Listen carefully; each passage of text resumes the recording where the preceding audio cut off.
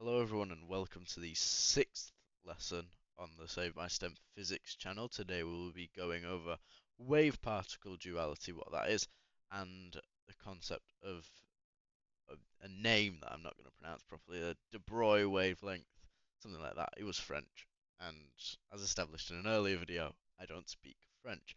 Um, so, just getting onto the content very quickly. Wave-particle duality. What is it? Wave-particle duality is the idea, well, the sort of fact that light and some of the particles exhibit wave properties, are therefore taking on a state known as wave-particle duality, as they aren't definitively a particle or definitively a wave. And this began with light, where Newton, the main man, you can see that thankfully, Newton said it was a particle. I think this highlight is going to run out soon, so I apologize if it runs out mid-video. Newton said it was a particle, and Huygens said it was a wave. And it wasn't until I believe about 200 years later that Young performed Young's double slits, or the Young double slit experiment, and he found out that it was both. And I'm going to put a sad face there because that makes things very complicated for physicists and makes our lives much harder because I now have an extra lesson to teach you. How wonderful. So Young performed the double slits experiment, which is something we will get more into the physics of in the wave part. Sorry, in the wave physics section of the AQA level specification. But basically, if you shine light, so that is a light ray. So it's just a laser with a bunch of wavefronts. Hopefully you've met that at GCSE. If not, that will be. We will go over that in the future. And it reaches. Imagine I've just got two slits here. I don't know why I just did a straight line, but imagine those are two slits. What will happen is the light will hit the slits and form a bunch of wavefronts which interact with each other on a screen and form maxima and minima for values of light. So where I've just drawn little things there, that's where the screen is bright, and where it isn't, that's where the screen is dark, because the light waves destructively interfere and effectively make them have zero amplitude. Not fully zero, which is again something we'll go over in wave physics. So the actual physics behind this is something which you may not understand as of yet, and is a video that is going to come later in the year, maybe in 2026. But yeah, so you don't actually need to know the physics of this just yet, but what you do need to know is that this is how all waves interact. So if water waves pass through a double slit, we will get a similar pattern of this is where the wave interacts the most with the screen. It affects basically zero at that part on the screen. Again, the most. Again, basically zero. Again, the most. And the same on both sides. The intensity will decrease as you get further out. Again, that is a concept which will be further delved into in wave physics. So this is where it mostly crosses over with other parts of physics, with wave-particle duality. One thing that's also important to note is this is because the waves interfere with each other.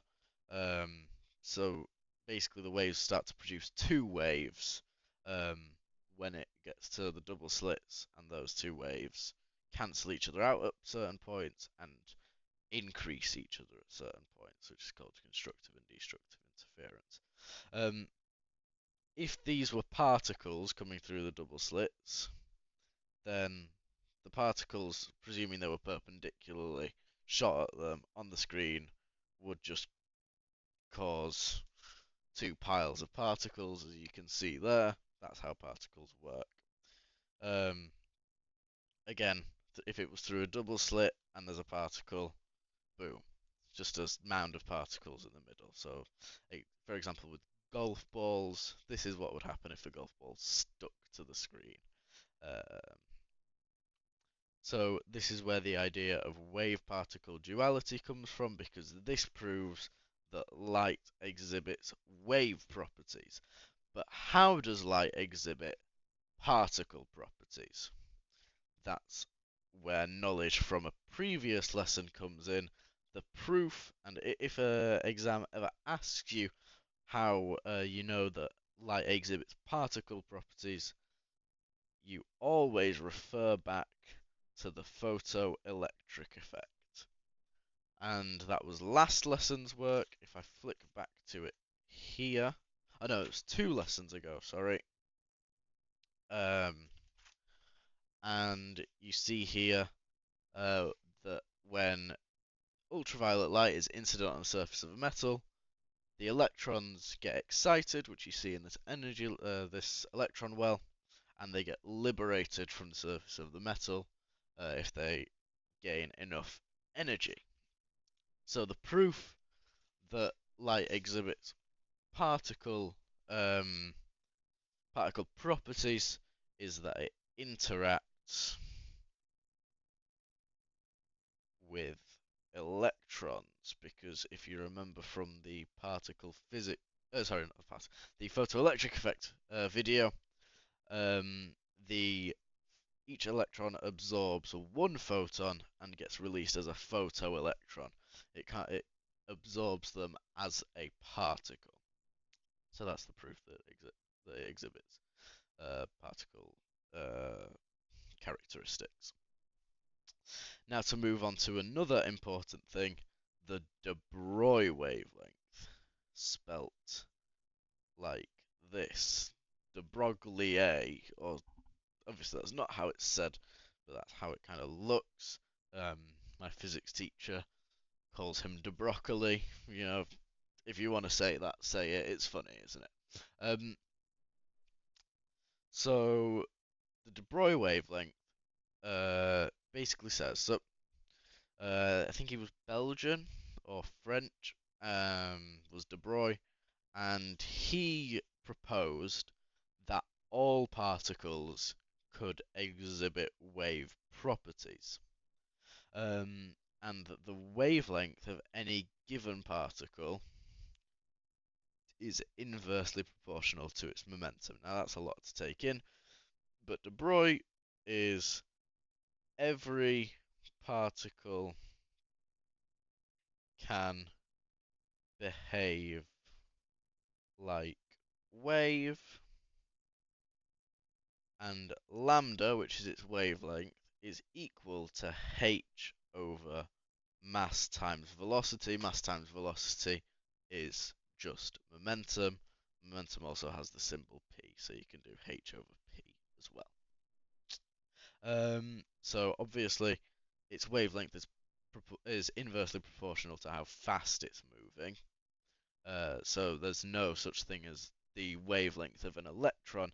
There is the wavelength of an electron moving at 1 meter per second, or you know. So all these things don't necessarily have a singular de Broglie wavelength.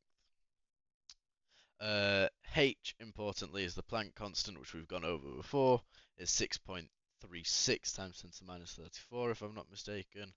Maybe 6.33 times 10 to the minus 34. It's in your data booklet, which is why I don't remember it, because I can just refer back to it in future cases. Now, the reason that de Broglie came up with this is not only due to the wave-particle duality of light, but also of electrons, because electrons are quite possibly the most confusing thing that physics and chemistry have ever brought to the scientific community. Because very interestingly, if we have our double slits again, I don't know why I keep drawing it like this, just force of habit, clearly. The same thing happens with electrons at a double slit, where on a screen they will form maxima and minima. So where it's not actually brightness and darkness, but think about it in the same way. But the even worse part, the part that makes this just, I I believe, the most confusing part of uh, quantum phenomena, of quantum physics, is this happens even if there is only one electron. One electron can interfere with itself through double slits. How the hell that happens, I ain't got a clue. I will be frank with you, I don't know how one particle can interfere with itself to cause a diffraction pattern, well, to cause an interference pattern, sorry. Um, but it can. And as far as I'm aware, you don't need to understand the physics behind as to why it does that. Um, but um, you do need to know that it does that, and that's where the de Broglie sort of every particle can behave as a wave theory comes from. I believe that is it for this lesson. I'm just looking in my book here. I don't think there's any other important things to go over. And yeah, so that's the confusing stuff. You're very welcome. Hopefully this has helped you understand. Uh, Again, we will go over this double slit practical more in a couple of weeks. But yeah, so if an exam question asks how it exhibits wave properties, and talk about Young's double slits, how they interfere with each other, and if it talks about particle properties, then you talk about the photoelectric effect. Thank you so much for watching. I will see you in the next lesson.